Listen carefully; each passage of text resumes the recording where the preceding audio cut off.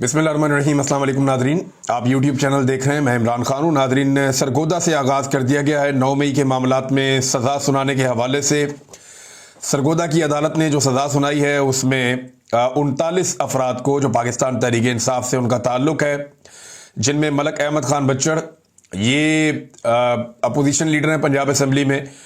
इनके अलावा अहमद चट्टा, जो सेंट्रल पंजाब के पाकिस्तान तहरीक इंसाफ के सदर, और सेक्रेटरी जनरल बिलाल एजाज, ये इनके ऊपर मुकदमा दर्ज था। इनको भी सजाएं दी गई हैं।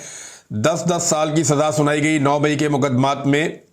और ये जो सजा सुनाई गई किस बुनियाद पर सुनाई गई ये मैं आपको बाद में बताता हूं, लेकिन आपको याद दिलाता हूं कि एक जज साहब थे यहां पे इंसदाद दहशतगर्दी के सरगोदा में, जिन्होंने ये बताया था कि मेरे पे पाकिस्तान की एजेंसियां दबाव डाल रही हैं, लिहाजा उन्हें रोका जाए। उन्होंने जो लाहौर हाई कोर्ट है उसमें भी शिकायत की थी, लेकिन बाद में इस जज साहब को हटा दिया गया वहां से और इनकी जगह पे दूसरा जज लाया गया, मोहम्मद नईम शेख गालिबन उनका नाम है। उन्हें लाया गया और उन्हें लगाया गया कि जनाब ये जज जो है वो मर्जी का फैसला देंगे और लिखा लिखाया फैसला पढ़ लेंगे। नॉर्मली पाकिस्तान में यही रूटीन चल रही है और यही चीजें हम होती हुई पाकिस्तान में देख रहे हैं। और ये 9 मई का मुकदमा है, इसके अंदर बेशुमार चीजें ऐसी हैं जहां पे सजा बनती नहीं है, लेकिन फिर भी सजाएं दी जा रही हैं। जज मोहम्मद अब्बास साहब ने कहा जी मुझ पे दबाव डाला जा रहा है सजाएं देने के लिए। उन्होंने मुख्तलिफ फैसला दिया था, वो जज को ही उठा के बाहर फेंक दिया, अपनी मर्जी का जज लेकर आए। और ये जज लगाया था जस्टिस आलिया नीलम साहिबा ने, जब वो चीफ जस्टिस बनी लाहौर हाई कोर्ट की। और याया अफरीदी साहब ने यह कहा था कि फटाफट फैसले दो 9 मई के, फारिग करो बीच में से। तो फिर दिन रात ट्रायल किया गया, रात गए तक ट्रायल किया गया। सरगोदा और फैसलाबाद के हवाले से पहले भी खबरें आती रही है कि यहां पे बहुत तेजी से ट्रायल किया जा रहा है और ऐसा लगता है कि अदालत को बहुत जल्दी है कि कुछ भी करके जल्द अज जल्द सजाएं सुनाई जाएं। तो जल्दी तो अदालत को नहीं होती, जल्दी तो उन्हें होती है जो इस सारे अमल के पीछे होते हैं। बहरहाल ये सजा सुना दी गई है। इसके बाद पाकिस्तान तहरीक इंसाफ का रद्द-ए-अमल आ रहा है। अब अगर रद्द-ए-अमल के अंदर आप देखें तो इंतजार पंजूता साहब कहते हैं कि आज सरगोदा अदालत ने बगैर सबूत के बेगुनाहों को सजा दी है। इस सजा के होने में सुप्रीम कोर्ट की 4 माह में ट्रायल मुकम्मल करने की हदायत का बहुत बड़ा अमल दखल है। सुप्रीम कोर्ट की 4 माह की मुद्दत तायुन के बाद जजेस ने दिन रात ये ट्रायल चलाने और किसी कानूनी तकादे का ख्याल ना रखा। ये सजाएं हमेशा हमारे अदालती निजाम पर स्याह धब्बे के तौर पर याद रखी जाएंगी। वकील क्या कह रहे हैं? वकील ये कह रहे हैं कि इससे भयानक और सफाकाना फैसला हमने देखा ही नहीं अपनी तारीख में। यानी बिलाल एजाज और अहमद चट्टा के खिलाफ शहादत ही नहीं थी, कोई शहादत गवाही कोई मौजूद ही नहीं थी। और मुझे जज साहब ने कहा था कि इन पर तो बात ही ना करें, ये तो बरी है। यानी इस तरह से जज ने पहले बात की थी। और लेकिन जो लिखा लिखाया फैसला आया इसमें उन्हें भी 10-10 साल की सजा सुना दी गई। ये तहरीक इंसाफ के वकील वहां पे बता रहे कि जज ने कहा था कि ये तो बरी है, इन पे तो बात ही ना करें, ये बंदे तो फारिग हैं, अहमद चट्टा और बिलाल एजाज, लेकिन इन्हें भी 10-10 साल की सजा सुना दी गई। तो अब सजाएं सुनाने के बाद पाकिस्तान तहरीक इंसाफ के एमएनएस भी फारिग करवाए जाएंगे, एमपीएस भी, और उनकी जगह पे दोबारा इलेक्शन करवा के अपने बंदे लाए जाएंगे।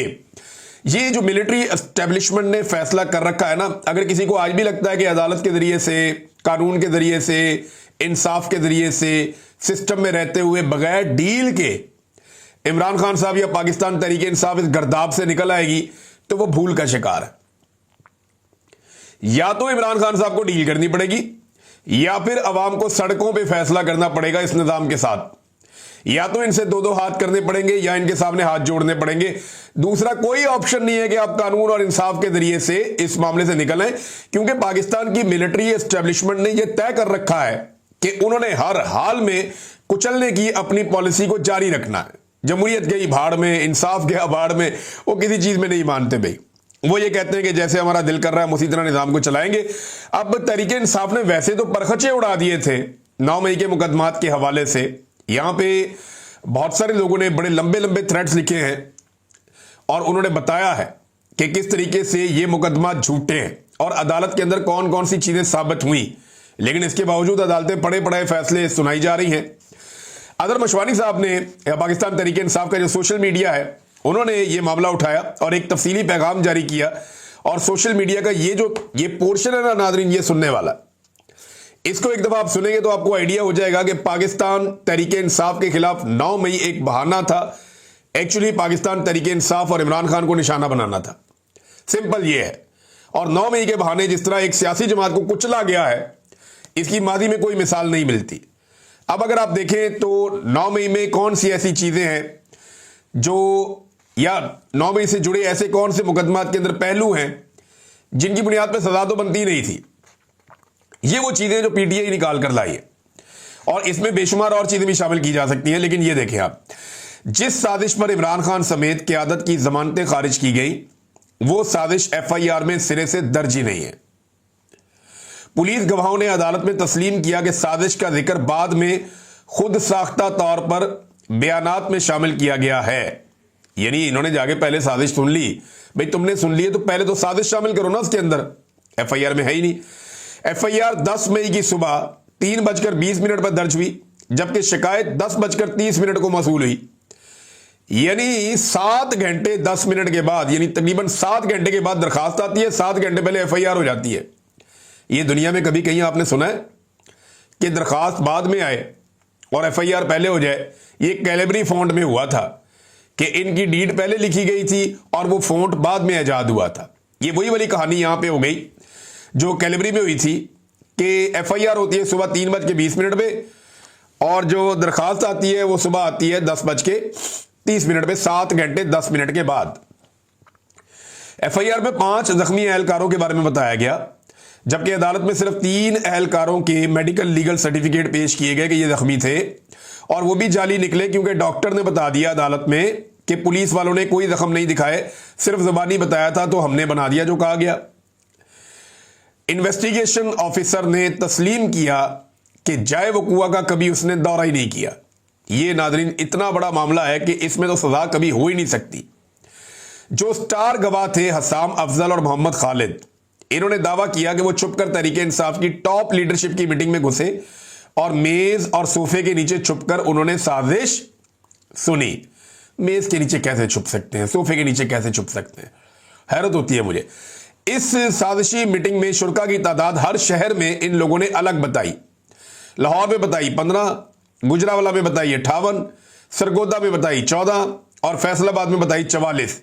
यानी हर केस की जमानत के मुताबिक झूठ घड़ा गया।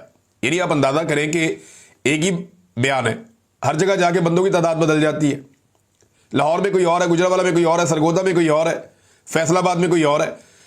हर शहर के अंदर जो है वो तादाद ही बदल देते हैं। और वो जो इमरान खान साहब का कमरा है ना, वहां 14-15 मैक्सिमम 20 बंदे आ सकते हैं।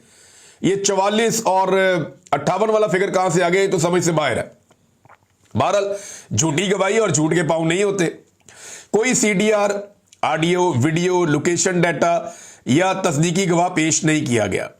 सिर्फ मैंने ये सुना, मैंने वो कहा, इसके ऊपर ये मुकदमा इकट्ठा किया गया। स्टार गवाह से जब पूछा गया कि जमान पार्क के मेन गेट से अंदर तक का फासला कितना है, तो उसने जवाब दिया 300 मीटर। उसने लगता है रायवंड देखा हुआ था।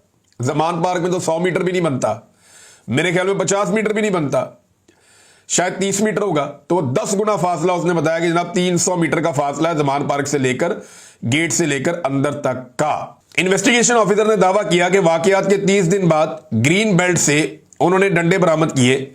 वो इलाका जो रोजाना कैंट वाले साफ करते हैं, कैंट बोर्ड वाले, वहां से 30 दिन के बाद डंडे बरामद हो रहे हैं। नाज़रीन, एफआईआर जो है वो 400 बंदों के खिलाफ की गई, मगर मुकदमा 14 पर चलाया जा रहा है, ट्रायल 14 के खिलाफ किया जा रहा है। और वजह यह है कि कुचलना है, जो सियासी आवाजें हैं उनको बंद करना है, जो इमरान खान के साथ खड़े हुए उनके साथी, उनको रस्ते से हटाना है। एफआईआर में किसी भी मुलजम की शनाख्ती तफसील दर्ज नहीं है, ना उनका रंग, ना कपड़े, ना शक्ल, कुछ भी नहीं है। पेट्रोल बम के दावे किए गए, मगर कोई भी सीसीटीवी फुटेज, ना कोई गवाह और ना ही कोई मौके का नुकसान अभी तक पेश किया गया। बस ये कहा गया कि सुनने में ये आया है। पुलिस की गाड़ियों की तोड़फोड़ का इल्जाम लगा, मगर वो गाड़ियां अदालत में पेश ही नहीं की गई। तीनों गाड़ियों की स्क्रीन पर एक ही साइड पर एक जैसा निशान है, और ये यानी बड़ी अजीब और मशकूक चीजें हैं। यानी 3 गाड़ियां जो दिखाई गई कि जनाब ये गाड़ियां टूटी हैं, उनकी तीनों की एक ही बंदे ने लगता है मारा है, एक ही चीज से मारा है और एक ही तरफ को मारा है और एक ही जैसा निशान है। अदालत में इंस्पेक्टर मुनीर ने एहराम में आकर वीडियो लिंक पर गवाही दी, मगर हलफ लेने से इनकार कर दिया। जब वकील ने एतराज किया तो जज ने उसे जुर्माना कर दिया। सेनेटर एजाज चौधरी के प्रोडक्शन ऑर्डर 2 साल से जारी नहीं किए गए ताकि इनकी नशिस्त खाली करवाई जा सके। शाह मोहम्मद कुरैशी पर इल्जाम है कि जनाब उन्होंने लाहौर में ये सब कुछ किया, हालांकि वो कराची में अपनी बीवी के साथ अस्पताल के अंदर मौजूद थे उनके इलाज के लिए, आगा खान अस्पताल में। डॉक्टर यास्मीन राशिद को बीमारी की हालत में जबरदस्ती अस्पताल से जेल मुंतकिल किया गया ताकि फैसले के वक्त इन्हें कटहरे में लाया जा सके। और बेशुमार चीजें उन्होंने बताई जी। स्टार गवाह हसाम अफजल ने कहा कि वो 7 और 9 मई को जमान पार किया, मगर थाना शादमान के रोजनामचे के मुताबिक वो इन दिनों गैर हाजिर था, यानी गवाही झूठी और गैर कानूनी थी। एक पीटीआई के कारकुन को सीडीआर की बुनियाद पर मुकदमे में रखा गया, जबकि सीडीआर से साबित होता है कि वो उस वक्त सियालकोट में मौजूद था और उसे नून लीगी एमएनए के कहने के ऊपर झूठे मुकदमे में घसीटा गया ताकि इलेक्शन में नून लीगी एमएनए को फायदा हो सके। पुलिस वाले ने दावा किया कि वो जमान पार्क में छुप कर गया ताकि साजिश सुन सके, मगर कोई इजाजतनामा, सर्विलेंस ऑर्डर या एसपी की मंजूरी मौजूद नहीं थी। पुलिस रूल्स के मुताबिक साबिक वजीर आजम की निगरानी सिर्फ तब मुमकिन है जब उसका नाम रजिस्टर्ड नंबर 10 में दर्ज हो, मगर इमरान खान का नाम इस रजिस्टर में कभी शामिल नहीं हुआ। हसाम ने एतराफ किया कि वो रजिस्टर नंबर 10 से वाकिफ ही नहीं था, यानी वो सिर्फ कानून से लाइलम था, बल्कि इसका अमल गैर कानूनी भी था। फेयर ट्रायल एक्ट 2013 के तहत सिर्फ डीजीआईएसआई निगरानी का हुक्म दे सकता है, कोई ऐसी मंजूरी, वारंट या अहकामात अदालत में पेश ही नहीं किए गए। हसाम ने कहा कि वहां 40 से 50 पुलिस एहलकार मौजूद थे, मगर उनमें से किसी एक ने भी उसकी वहां मौजूदगी की गवाही नहीं दी। खालिद नबी गवाह ने एतराफ किया कि उस दिन फोन उसके साथ नहीं था, यानी साजिश सुनकर भी कोई रिकॉर्डिंग, तस्वीर या शवाहिद उसके पास मौजूद नहीं है। उसने किसी ऑफिसर को रिपोर्ट नहीं किया, ना ही अपने एसएचओ को, और ना ही रोजनामचे में कुछ लिखा। यह सारा केस झूठ की बुनियाद पर घड़ा गया है। ये सारे गवाह बाद में बनाए गए हैं, ये सब कुछ बाद में किया गया और ये पाकिस्तान की मिलिट्री एस्टेब्लिशमेंट ने एक डिजाइन के तहत किया है कि एक पॉलिटिकल पार्टी को मुकम्मल तौर पे किसी तरह वो कुचल दें, और इसी रास्ते पे वो चल रहे हैं। नाज़रीन, 9 मई के मुकदमात में अब लाहौर में भी सजा सुनाने की तैयारी है और कोशिश की जाएगी कि लाहौर में भी सजाएं सुनाई जाएं। ये उसके हवाले से कुछ डाटा मैंने आपके साथ अभी शेयर भी किया है। एक और अहम चीज आपको मैं बताता हूं, जब अदालतें ये कर रही है ना, लिखे लिखाए फैसले आ रहे हैं, तो जो असल काम है अदालतों का वो कर नहीं सकती। मिसाल के तौर पर पाकिस्तानी सहाफियों ने इस्लामाबाद हाई कोर्ट में एक दरखास्त दायर की थी पीका तरमीमी एक्ट के खिलाफ कि भाई ये कौन सा काला कानून आप लेकर आ गए हैं, ये तो तबाही फेर देगा पाकिस्तान में, जर्नलिज्म को अमली तौर पे खत्म कर देगा। वैसे ही वो हो तो गई है, लेकिन फरवरी 2025 में सहाफियों ने जाकर, सहाफती तंजीमों ने पीका के खिलाफ इस्लामाबाद हाई कोर्ट में एक केस किया। वो केस फरवरी से लेकर जुलाई तक लगाई नहीं। जुलाई में जाकर जनाब ये केस लगाया गया और फिर डेट दे दी गई जज मनहाज साहब ने, और वो जो डेट दी गई वो 18 सितंबर तक की दे दी गई, लेकिन यानी 2.5 महीने के बाद अब ये केस लगेगा। अंदाजा करें, जो अवामी नौयत के केसेस हैं, जो सुने जाने चाहिए, जिनके ऊपर इंसाफ मिलना चाहिए, उनमें कई महीनों की डेट्स दी जा रही हैं, और जिन केसेस के अंदर सजा देना मतलूब है वहां पे लिखे लिखाए फैसले लाए जा रहे हैं और जजेस दिन रात ट्रायल चला रहे हैं, और वो ये देख ही नहीं रहे कि तमाम शवाहिद 9 मई के झूठे मुकदमात के खिलाफ जा रहे हैं, लेकिन फिर भी सजा सुनानी है। नाज़रीन, जब मुल्क के अंदर ऐसे नाइंसाफी होती है ना, तो फिर ऐसे मुल्क के अंदर लोग सरमायाकारी नहीं करते, बल्कि लोग सरमाया लेकर उस मुल्क से भागते हैं। पाकिस्तान में बड़ी तादाद में लोग पाकिस्तान छोड़ कर जा रहे हैं, और उसकी वजह इसी किस्म की नाइंसाफियां हैं। जब अदालतें काम नहीं करती तो फिर पूरा सिस्टम जैम हो जाता है। जैसा कि ये एक फराज अहमद साहब का एक आर्टिकल है, एक्सप्रेस ट्रिब्यून में छपा है, उसमें उन्होंने फैक्ट्स जारी किए हैं, और ये मैं पहले भी आपको बता चुका हूं, लेकिन अब ये सारे फैक्ट्स इकट्ठे हो रहे हैं। गुज़िश्ता 3 सालों में 2 दर्जन से ज्यादा मल्टीनेशनल कंपनियों ने या तो पाकिस्तान से अपना कारोबार बिल्कुल खत्म कर दिया या फिर अपने ऑपरेशंस बड़े पैमाने पर रोक दिए हैं। इनमें दुनिया की मशहूर तरीन कंपनियां शामिल हैं, जैसा कि शेल, जैसा कि सीमेंस, जैसा कि दीगर प्रॉक्टर एंड गैमल और दीगर बहुत सारी बड़ी बड़ी कंपनियां, एनर्जी की और दीगर कंपनियां शामिल हैं, जो पाकिस्तान से भाग रही हैं, अपना कारोबार छोड़ रही हैं और पाकिस्तान में काम करने के लिए तैयार नहीं है। जो काम करने वाले हैं वो पाकिस्तान से भाग रहे हैं, और जो काम नहीं करने वाले उन्हें लाकर इख्तियार में बिठाया हुआ है। यानी आप जाली इख्तियार वालों का आप चक्कर चेक करें कि जहां इनको थोड़ी सी खाली जगह मिलती है, ये अपनी तख्ती वहां पे ठोक देते हैं। खासतौर पे पंजाब के अंदर तो वो पागल हुए पड़े हैं नवाज शरीफ और उनकी साहबजादी। उन्हें तो जो अस्पताल मिलता है, जो स्कूल मिलता है, जो कॉलेज मिलता है, जो ढक्कन मिलता है, जो कोई चीज उन्हें मिलती है, वो हर चीज के ऊपर, कोई लैट्रीन है, हर जगह पे अपनी फोटो ठोक देते हैं। कोई कचरे वाली गाड़ी है, उसके ऊपर भी अपनी फोटो ठोक देते हैं। वो एक ज़हनी खब्त के अंदर मुब्तला हो चुके हैं बाप बेटी। उन्हें लगता है कि शायद वो गैर मकबूल है, तो हर जगह पे अपनी फोटो लगा के वो जाली मकबूलियत खड़ी कर लेंगे, जैसे जाली हुकूमत खड़ी की है एस्टेब्लिशमेंट की मदद से। ये देखें आप, एक वीडियो में आपको दिखाता हूं, ये वीडियो देखें आप। ये कैसा डाका इन्होंने मारा। ये दो तख्तियां आपको नजर आ रही हैं इसमें। एक तख्ती इमरान खान साहब के दौर में लगी है, चौधरी यूसुफ ने इफ्तिताह किया था एक प्रोजेक्ट का। अब उसके बाद जनाब ऊपर शहबाज शरीफ की फोटो लगा दी है, साथ राणा मुबशर की लगा दी है, साथ 2-4 और बंदों की लगा दी है, और अब उसी प्रोजेक्ट के इफ्तिताह को जोड़ दिया है शहबाज शरीफ के बंदों से या शहबाज शरीफ की हुकूमत से। ये तख्ती के ऊपर तख्ती लगाने वाले लोग हैं। मरियम नवाज ने कोई अपना मंसूबा ना शुरू किया ना उसको चलाया, जो मंसूबे चल रहे थे उन्हीं के ऊपर लेपापोती करके अपनी तख्तियां ठोकी है हर जगह पे। एक दिन इसके ऊपर अलग से एक वीलॉग करेंगे और इसका डाटा इकट्ठा करना चाहिए, बल्कि मैं अपनी टीम से भी कहूंगा हम ये डाटा इकट्ठा करेंगे और बताएंगे इमरान खान साहब के कौन कौन से ऐसे प्रोजेक्ट हैं जिन पे मरियम नवाज ने अपनी तख्ती ठोकी है और लाकर अपनी तख्ती लगाई है और अपनी मशहूरी की है। यहां पे आप ये देख लेना, ये आपके सामने एक मिसाल है। नीचे इमरान खान साहब की तख्ती लगी हुई है इफ्तिताह की, और ऊपर जनाब शहबाज शरीफ साहब के नाम से दोबारा इफ्तिताह ठोक दिया गया है। तो ये है जनाब इनकी टोटल कारकर्दगी और ये है इनकी कार्रवाई। नाज़रीन, एक और खबर है और ये खबर है खबर मानिका का बेटा छूट गया है। जो असर रसूख इस्तेमाल करने वाले लोग हैं उन्होंने अपना असर रसूख इस्तेमाल किया और सुलह करवा दी। जिस मुलाजिम को उसने गोली मारी थी उसके साथ, और फिर जमानत मंजूर कर ली गई। अब देखें, उन सारे लोगों को डूब मरना चाहिए शर्म से, यानी अगर बेशर्मी है तो फिर ना डूब मरे, लेकिन उन्हें शर्म से डूब मरना चाहिए जो ये कह रहे थे खबर देते हुए कि ये बुशरा मानिका का बेटा, भाई खबर मानिका का बेटा लोगों बेशर्मो, भाई तुम बुशरा मानिका का बेटा लिख रहे हो, वो तो छूट गया सुलह करके, बुशरा मानिका अभी भी जेल में है। यानी जानबूझ के इस तरह की हरकतें करते हैं कि इमरान खान को लेट डाउन करना है, उसे नीचा दिखाना। बुग़्ज़ है ना, एक बुग़्ज़ है।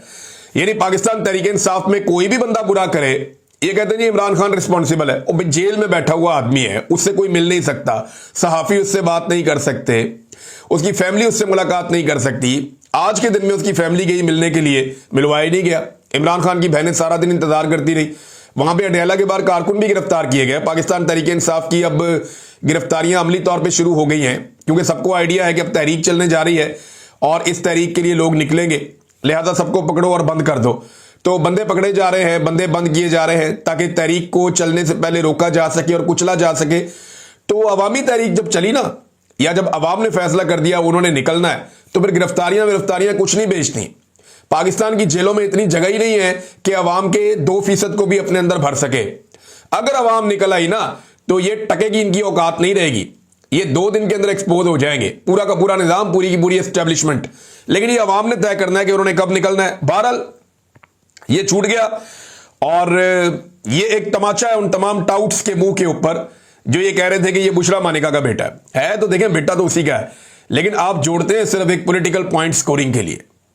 असल में तो खबर मानिका है ना, जिसने असर रसूख को इस्तेमाल किया और इसको बाहर निकाला। बुशरा मानिका तो अपनी बेटियों से मुलाकात नहीं कर सकती। उसकी बेटियां जाती हैं मिलने के लिए, साबिक खातून अव्वल की मुलाकात नहीं करवाई दी जाती। वो सामान लेकर जाते कि जी हमारी मां को दे दो, वो सामान भी उनकी मां को नहीं देते।